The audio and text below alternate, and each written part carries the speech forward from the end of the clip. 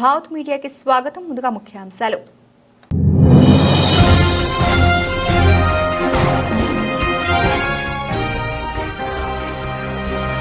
భారత్ను చూసి నేర్చుకోవాలి. ఇండియాపై ఎలాన్ మస్క్ ప్రశంసల జల్లు.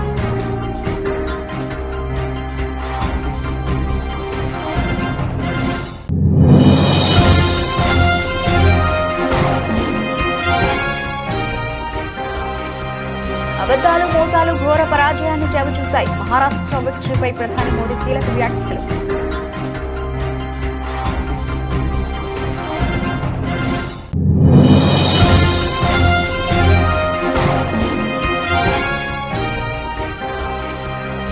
నరం లేని నాలుక ఏదైనా మాట్లాడుతుంది. రేవంత్ రెడ్డిపై కేటీఆర్ ఫైట్.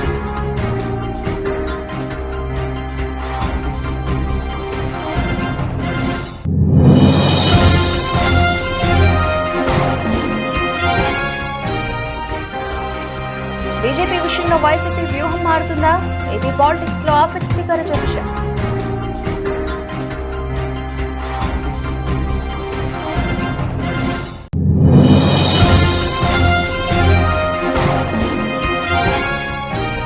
ఇటువంటి క్రికెట్ హార్దిక్ పాండ్యా అరుదైన రికార్డ్. తొలి భారత క్రికెటర్ సరికొత్త రికార్డు నమోదు చేసిన పాండ్యా.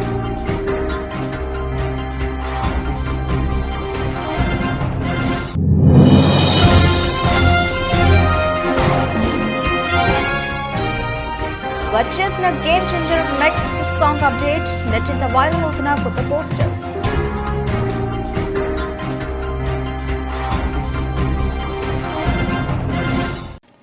రెటిగా డీటెయిల్స్ లోకి వెళ్తే, టెస్లా అధినేత ప్రపంచ కుబేరుడు ఎలాన్ మస్క్ ఇండియాపై ప్రశంసల జల్లు కురిపించారు. ఇటీవల అమెరికాలో జరిగిన ఎన్నికల్లో రిపబ్లికన్ పార్టీ అధ్యక్ష అభ్యర్థి డొనాల్డ్ ట్రంప్ విజయం సాధించడంలో మస్క్ కీలక భూమిక పోషించిన విషయం తెలిసిందే. ఈ క్రమంలో త్వరలో కొలువుదీరనున్న తన కేబినెట్ లో మస్క్ కీలక బాధ్యతలను ట్రంప్ అప్పగించారు. తాజాగా ఎలాన్ మస్క్ ఎక్స్ వేదికగా భారతదేశం ఎన్నికల ప్రక్రియపై ప్రశంసలు కురిపించారు. ఈ నెల ప్రారంభంలో అమెరికాలో అధ్యక్ష ఎన్నికలు జరిగితే విషయం తెలిసిందే.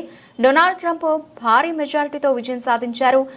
ఆయన వచ్చే ఏడాది జనవరి 20న రెండోసారి అమెరికా అధ్యక్షుడిగా బాధ్యతలు స్వీకరించనున్నారు. అయితే కొన్ని చోట్ల ఇంకా ఆ దేశంలో ఓట్ల లెక్కింపు ప్రక్రియ కొనసాగుతూనే ఉంది. ముఖ్యంగా కాలిఫోర్నియా రాష్ట్రంలో ఇంకా ఓట్ల లెక్కింపు పూర్తి కాలేదు. ఈ ప్రాంతంలో మెయిల్ ద్వారా పోలైన ఓట్లు ఎక్కువగా ఉంటాయి.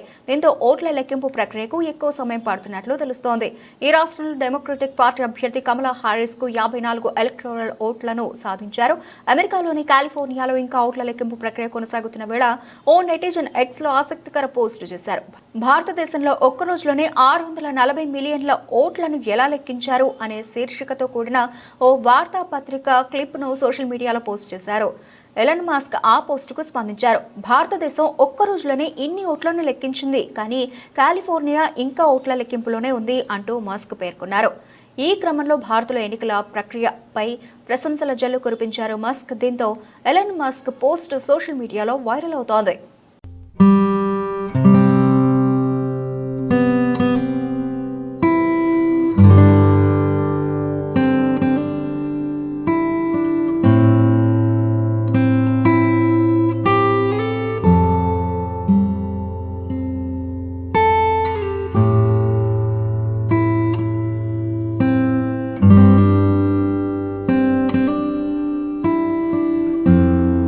మహారాష్ట్రలో మహాయుతి కూటమి 236 సీట్లు గెలుచుకుని అఖండ విజయం సాధించడంతో ఢిల్లీలోని బీజేపీ కేంద్ర కార్యాలయంలో మోదీ ప్రసంగించారు.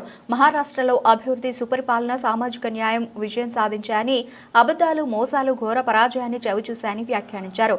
కాంగ్రెస్ కుల రాజకీయాలను ప్రోత్సహిస్తోందని మోదీ చెప్పారు. అభివృద్ధికే ప్రజలు పట్టం కట్టారని, ప్రతికూల ధోరణితో చేసే రాజకీయాలు ఓడిపోయాయని అన్నారు. అభివృద్ధి చెందిన దేశంగా భారత్ను రూపుదిద్దాలన్న సంకల్పాన్ని మహారాష్ట్ర బలపరిచిందని తెలిపారు. దేశవ్యాప్తంగా ఉన్న బీజేపీ, ఎన్డీఏ కార్యకర్తలందరికీ అభినందనలు తెలుపుతున్నానని మోదీ చెప్పారు.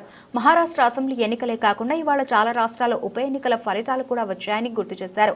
ఉత్తరప్రదేశ్, ఉత్తరాఖండ్, రాజస్థాన్లో ప్రజలు బీజేపీకి గట్టి మద్దతునిచ్చారని తెలిపారు. అసోం ప్రజలు బీజేపీపై తమ విశ్వాసాన్ని మరోసారి చాటుకున్నారని అన్నారు. మధ్యప్రదేశ్లోనూ విజయం సాధించామని చెప్పారు. బీహార్లో ఎన్డీఏకు మద్దతు పెరిగిందని, దేశం ఎప్పుడు అభివృద్ధిని మాత్రమే కోరుకుంటోందని దీన్ని బట్టి తెలుస్తోందని తెలిపారు. भारत की राजनीति में अब कांग्रेस पार्टी परजीवी बनकर रह गई है।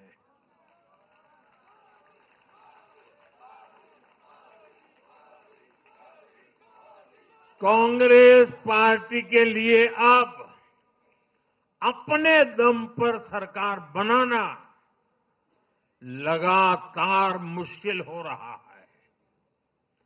हाल ही के चुनावों में जैसे आंध्र प्रदेश, अरुणाचल प्रदेश, सिक्किम, हरियाणा और आज महाराष्ट्र में उनका सुपड़ा साफ हो गया।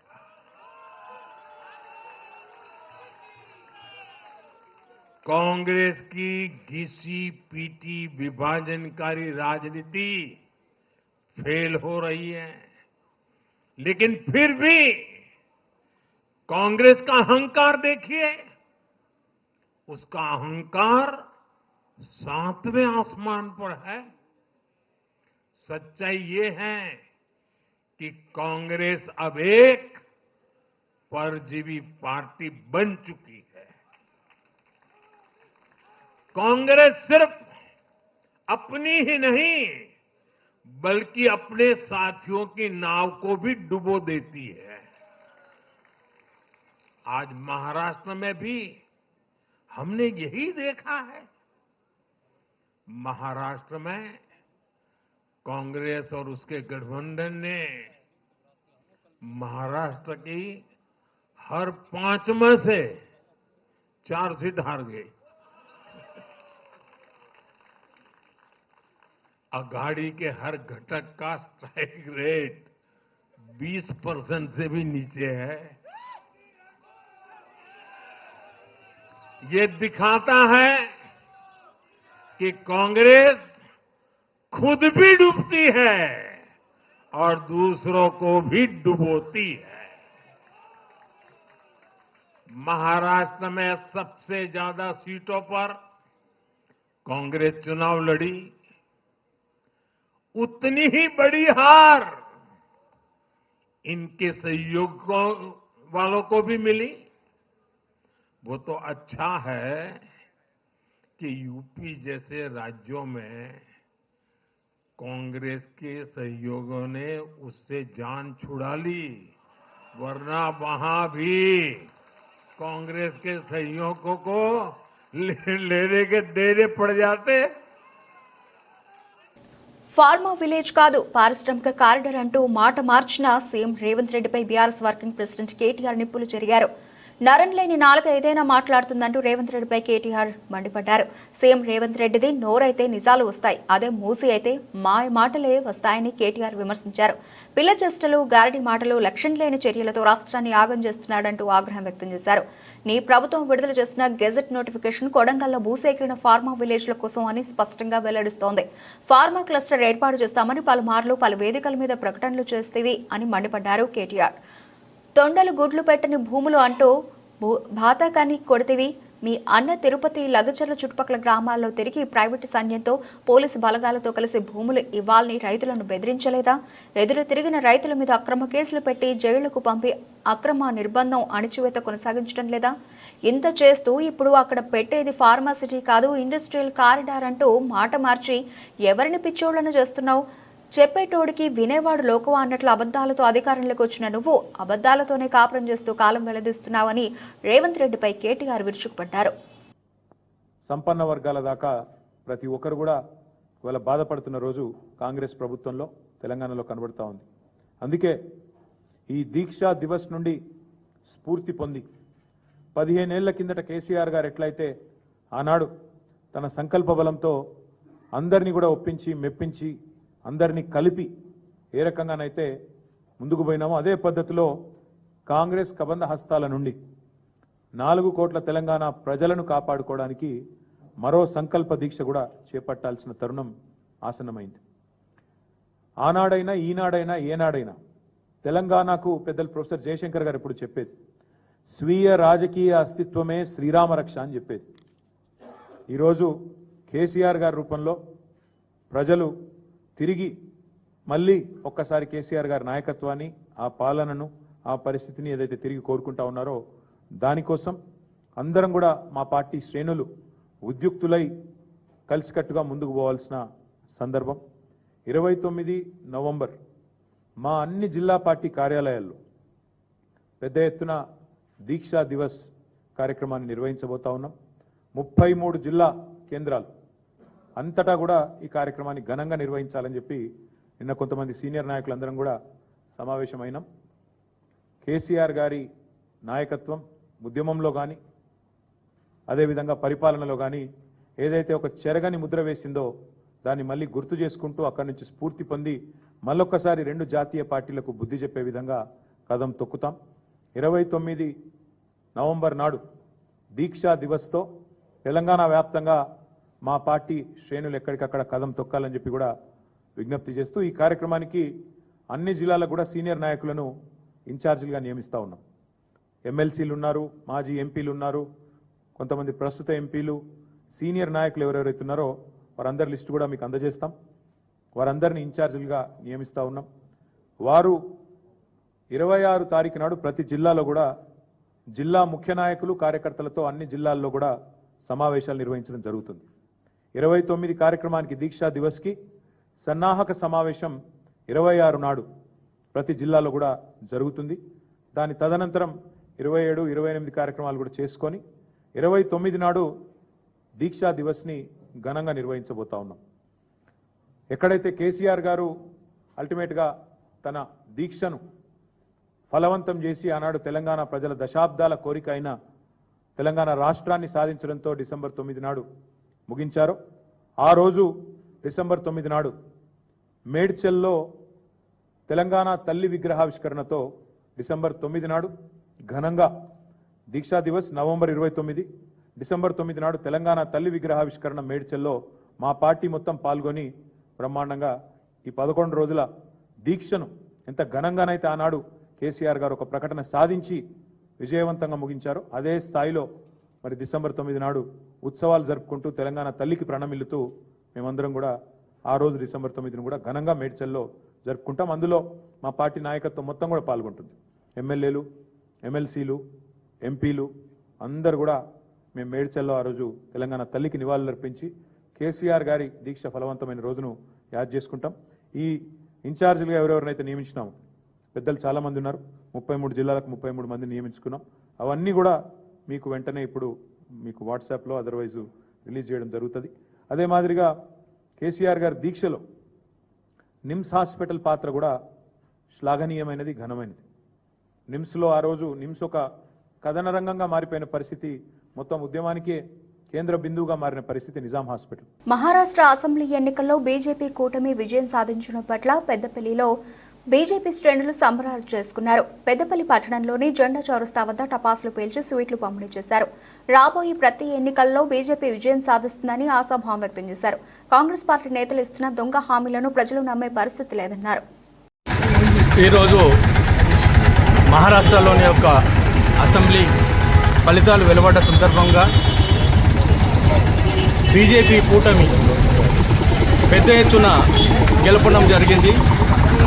అలాగే జార్ఖండ్లో కూడా గతంలో కంటే ఎక్కువ ఓటింగ్ను తీసుకోవడం జరిగింది. ఈ యొక్క ఫలితాలను చూస్తుంటే రేపు జరగబోయే స్థానిక సంస్థలు కావచ్చు, అలాగే వేరే ఏ ఎలక్షన్ వచ్చినా కానీ బీజేపీ కూటమి అంటే బీజేపీకి ఖచ్చితంగా పట్టం కడతారనేది ఒకటి ప్రజల్లో విశ్వాసం ఉంది, మాకు కూడా విశ్వాసం ఉంది. ప్రజలందరూ కూడా ఈ బీజేపీ దిక్కే మొగ్గు చూపుతున్నారు. మేము మొన్న జరిపినటువంటి సభ్యత్వంలో కూడా ప్రతి ఒక్కరు కూడా ముందుకొచ్చి సభ్యత్వాన్ని తీసుకోవడం జరిగింది. ఇదన్నీ చూస్తుంటే ఏంటంటే రేపు మనకు జరగబోయేది ఏ ఎలక్షన్ అయినా కానీ దేశంలో ఖచ్చితంగా బీజేపీకే ఓటేసే యొక్క పరిస్థితి ఉంది. మోడీ గారి నాయకత్వాన్ని అందరూ బలపరుస్తున్నారు. అలాగే మహారాష్ట్రలో జరిగినటువంటి ఎలక్షన్లో మన తెలంగాణ సీఎం రేవంత్ రెడ్డి గారు అలాగే మిగతా మినిస్టర్లు అందరూ కూడా పోయి ఇక్కడ మనకు ఇవ్వని అటువంటి హామీలన్నింటినీ మేము ఇచ్చినామని చెప్పుకున్నా కానీ ఎన్నో చెప్పారు. మనకు ఇచ్చిన 2000 ఇస్తే 4000 ఇచ్చినామని చెప్పిండ్రు. అయినా కానీ ప్రజలు విశ్వసించలేదు. ఎందుకంటే ఇక కాంగ్రెస్ విశ్వసించరు ఎవరు కానీ. కాంగ్రెస్ పార్టీ ఇక భూస్థాపితం కావాల్సిందే. కనుక అందరూ కూడా బీజేపీకి మొగ్గు చూపించేయాలని చెప్పి కోరుకుంటున్నాను. ఈరోజు మేము అన్ని సంబరాలు జరుపుతున్నాం. ఎందుకంటే ప్రతి ఒక్కరికి తెలవాలి ఇది ఈ బీజేపీ విజయాన్ని మనం అందరం పాల్పంచుకోవాలని చెప్పేసి ఈరోజు జెండా చౌరస్తాలో మేము ఈ యొక్క ఏర్పాటు చేయడం జరిగింది.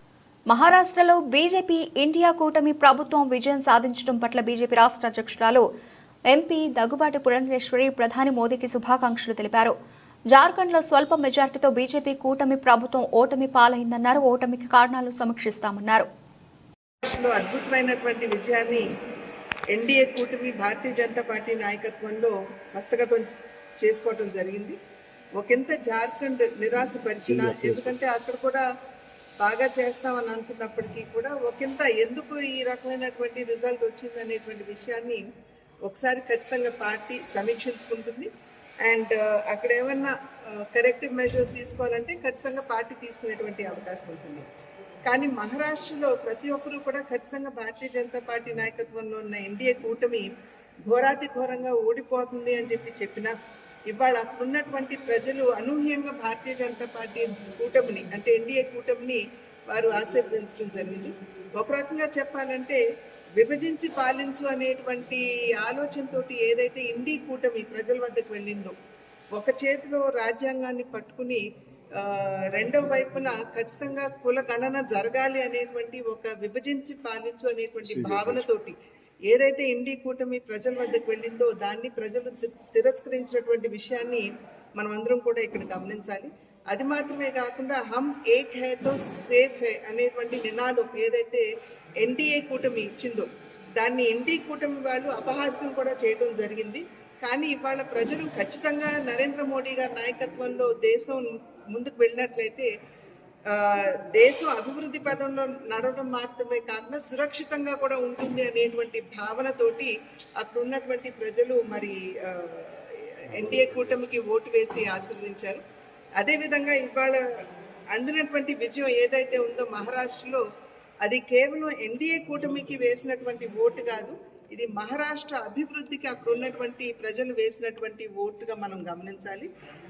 ప్రజలందరికీ కూడా మహారాష్ట్రలో ఉన్నటువంటి ప్రజలందరికీ అదేవిధంగా జార్ఖండ్లో ఉన్నటువంటి వారికి కూడా ఎవరైతే ఎన్డీఏ కూటమికి ఓటు వేశారో వారందరికీ కూడా ధన్యవాదాలు తెలియజేస్తూ వారు కేవలం విజయాన్ని కాదు బాధ్యతను అప్పగించారు అనేటువంటి విషయాన్ని గుర్తించి తగు విధంగా మంచి పాలన ఇప్పటి వరకు షిండే గారి నాయకత్వంలో ఏ విధంగా అందిస్తూ వచ్చారు అదే విధంగా మంచి సుపరిపాలన మహారాష్ట్ర రాష్ట్రానికి అందించడానికి ఎన్డీఏ కూటమి కృషి చేస్తుంది. అదానీ ముడుపుల వ్యవహారంలో అమెరికా ప్రభుత్వం నిష్పక్షపాతంగా దర్యాప్తు చేయాలని సిపిఐ జాతీయ కార్యదర్శి నారాయణ సూచించారు. ప్రధాని నరేంద్ర మోదీ ఈ విషయంలో కలుగజేసుకోకుంటే విచారణ వేగవంతం అవుతుందన్నారు. అదానీ ముడుపుల వ్యవహారంలో మాజీ సీఎం జగన్ అవినీతి ప్రపంచ స్థాయికి ఎదిగిందని ఆయన ఆరోపించారు.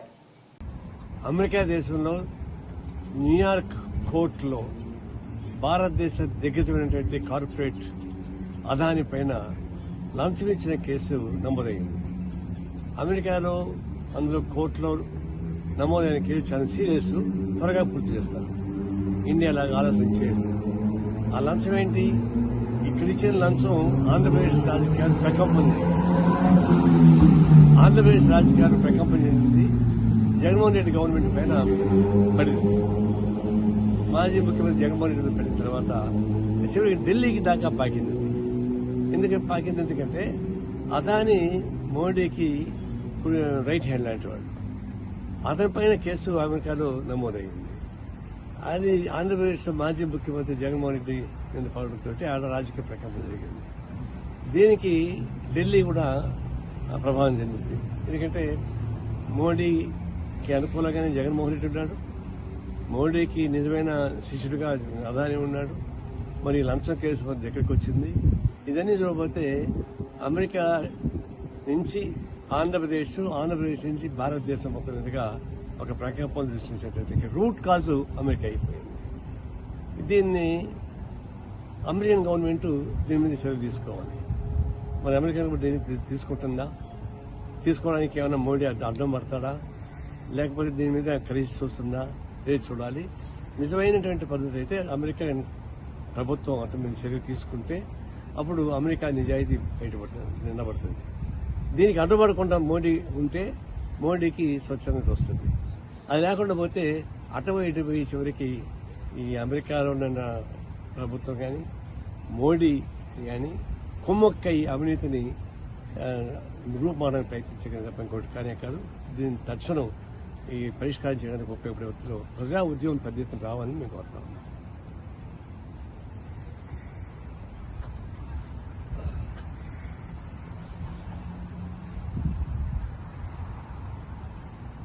ఎన్నికల ఫలితాల తర్వాత బీజేపీ విషయంలో వైసీపీ వర్షన్ మారుతుందా?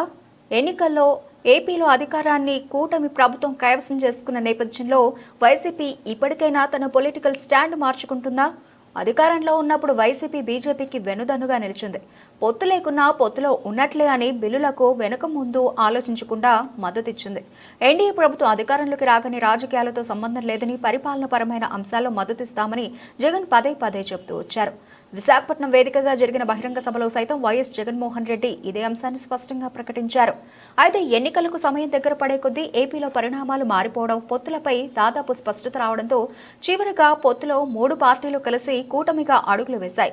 దీంతో ఏపీలో అనూహ్యంగా కూటమి ప్రభుత్వం అధికారంలోకి రాగా వైసీపీ కేవలం 11 సీట్లకు మాత్రమే పరిమితం కావాల్సి వచ్చింది. అయితే శాసనసభలో దాదాపు పట్టుకోల్పోయిన వైసీపీకి అటు పెద్దల సభల్లో మాత్రం ఎక్కడా తన ప్రభావం తగ్గలేదు. ముఖ్యంగా అటు మండలి ఇటు రాజ్యసభలో తన పట్టును కొనసాగిస్తూ వచ్చింది. అయితే మండలిలో కూటమి ప్రభుత్వాన్ని టార్గెట్ చేస్తూ పెద్దల సభలో పోరాటం చేస్తున్న వైసీపీ ఇప్పుడు రాజ్యసభలో ఎలా వ్యవహరిస్తుంది అన్నది రాజకీయాల్లో ఆసక్తి నెలకొంది. ఇదిలా ఉంటే వైఎస్ఆర్ కాంగ్రెస్ పార్టీ మాత్రం ఇప్పుడు జరగబోయే పార్లమెంటు సమావేశంలో తమ వాణిని బలంగా వినిపిస్తామని స్పష్టం చేస్తోంది. ప్రధానంగా ఏపీలో నెలకొన్న తాజా పరిణామాలు, రాష్ట్రానికి జరుగుతున్న అన్యాయాన్ని పార్లమెంటు వేదికగా ప్రస్తావిస్తామని వైసీపీ స్పష్టం చేసింది.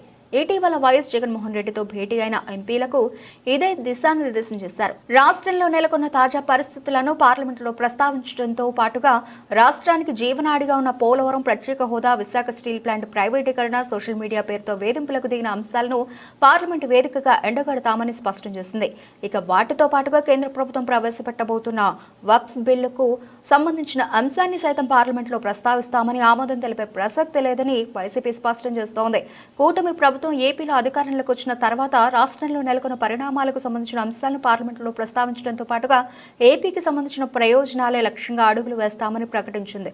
తాజా పరిణామాల నేపథ్యంలో వైసీపీ స్పష్టంగా ఈ అంశాలపైన తమ వాణిని వినిపిస్తామని చెబుతున్నా ఏపీలో టీడీపీ తమ ప్రత్యర్థిని భావిస్తున్న వైసీపీ బీజేపీతో సఖ్యత విషయంలో ఎన్నికల ఫలితాల తర్వాత ఎదురవుతున్న పరిణామాలు ఇబ్బందికరంగానే మారాయి. తాజాగా పార్లమెంట్లో ఆయా బిల్లులకు వ్యతిరేకంగా వైసీపీ తమ వాణిని వినిపించినా లేదా ప్రత్యేక హోదా, స్టీల్ ప్లాంట్ ప్రైవేటీకరణ, వక్ఫ్ బిల్లు, సోషల్ మీడియా కేసులు లాంటి అంశాలను ప్రస్తావించినా కూడా బీజేపీకి వ్యతిరేకంగా గొంతు ఎత్తినట్లే అవుతుంది.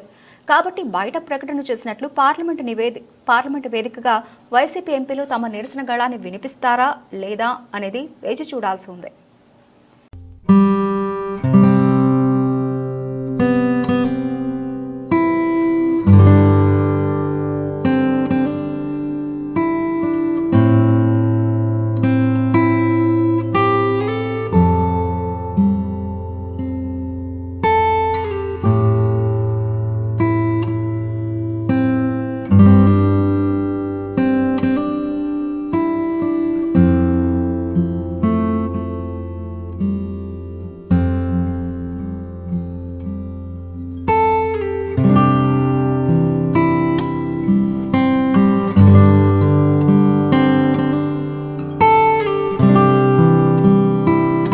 భారత ఆల్రౌండర్ హార్దిక్ పాండ్యా టీ20 క్రికెట్లో అరుదైన రికార్డును సాధించారు. ఆస్ట్రేలియాలో భారత జట్టు హల్చల్ చేస్తూ ఉంటే మరోవైపు ఐపీఎల్ 2025 మెగా వేలానికి ముందు ఇతర టీమిండియా ఆటగాళ్లు దేశవాళీ టీ20 క్రికెట్లో రాణిస్తున్నారు. సయ్యద్ ముస్తాక్ అలీ ట్రోఫీ ఇందుకు వేదికైంది. ఈ టోర్నీలో తొలి రోజే తిలక్ వర్మ, శ్రేయాస్ అయ్యర్ సహా 6 బ్యాటర్లు సెంచరీల మోత మోగించారు. ఈ క్రమంలో హార్దిక్ పాండ్యా సైతం తన సత్తాను చాటారు. 35 బంతుల్లో 74 పరుగులు చేసి నాట్అవుట్గా నిలిచారు. ఈ టోర్నీలో బరోడా జట్టు తరఫున హార్దిక్ పాండ్యా ఆడుతున్నారు. ఈ క్రమంలో అరుదైన రికార్డును నమోదు చేశారు. సయ్యద్ ముస్తాక్ అలీ ట్రోఫీలో బరోడా మొదటి మ్యాచ్ గుజరాత్ జట్టుపై జరిగింది. ఈ మ్యాచ్లో బరోడా జట్టు విజయం సాధించింది. బరోడా జట్టుకు హార్దిక్ పాండ్యా సోదరుడు కృణాల్ పాండ్యా కెప్టెన్ గా ఉన్నారు. తొలుత బ్యాటింగ్ చేసిన గుజరాత్ జట్టు 5 వికెట్లు కోల్పోయి 184 పరుగులు చేసింది. హార్దిక్ పాండ్యా 4 ఓవర్లు వేసి 1 వికెట్ తీశారు. ఆ తర్వాత బ్యాటింగ్ ప్రారంభించిన బరోడా జట్టులో శివాలిక్ శర్మ, హార్దిక్ పాండ్యా పరుగులు చేయడంతో బరోడా జట్టు విజయం సాధించింది. 5 స్థానంలో బ్యాటింగ్ వచ్చిన పాండ్యా మెరుపు ఇన్నింగ్స్ ఆడి జట్టును విజయ తీరాలకు చేర్చారు. హార్దిక్ ఇన్నింగ్స్ లో 6 4లు 5 6లు ఉన్నాయి. ఈ క్రమంలో టీ20 క్రికెట్లో 5,000 పరుగులు 100 వికెట్లు పడగొట్టిన తొలి భారత క్రికెటర్ గా పాండ్యా రికార్డులోకి ఎక్కారు.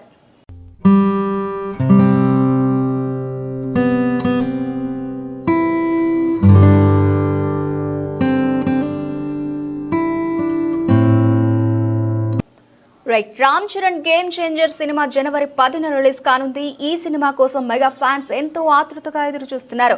శంకర్ దర్శకత్వంలో రామ్ చరణ్, కియారా జంటగా దిల్ రాజు నిర్మాణంలో భారీగా ఈ సినిమా తెరకెక్కుతూ ఉండగా అంజలి, సునీల్, సముద్రఖని, ఎస్జే సూర్య పలువురు స్టార్స్ ముఖ్య పాత్రలు పోషించారు.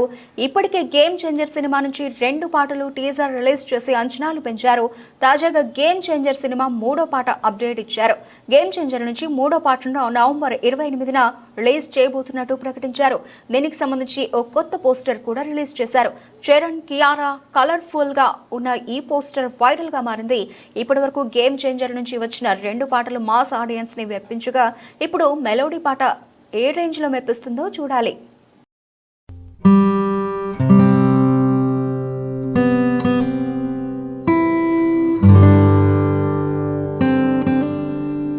బులెటిన్ ముగించే ముందు హెడ్లైన్స్ మరోసారి.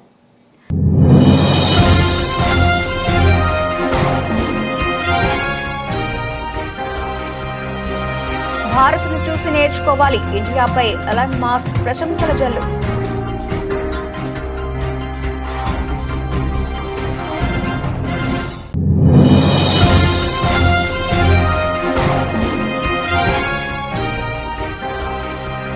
అబద్ధాలు, మోసాలు ఘోర పరాజయాన్ని చవిచూశాయి. మహారాష్ట్ర విక్టరీపై ప్రధాని మోదీ కీలక వ్యాఖ్యలు.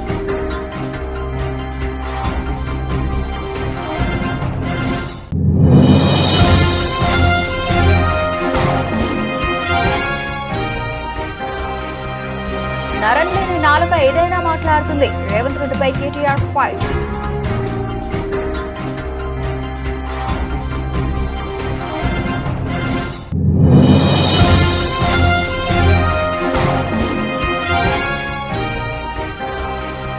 బీజేపీ విషయంలో వైసీపీ వ్యూహం మారుతుందా? ఏపీ పాలిటిక్స్ లో ఆసక్తికర చర్చ.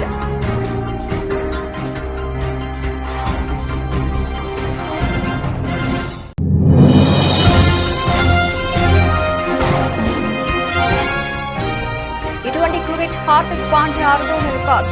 తొలి భారత క్రికెటర్ సరికొత్త రికార్డు నమోదు చేసిన పాండ్యా.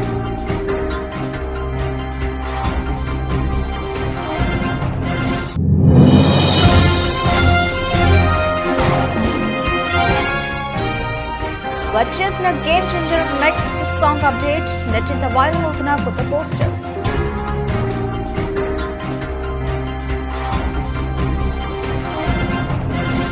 ఇవి ఇప్పటివరకు నబిల్చిన అప్డేట్స్. మరిన్ని అప్డేట్స్ తో మళ్ళీ కలుద్దాం. అంతవరకు సెలవు. నమస్తే.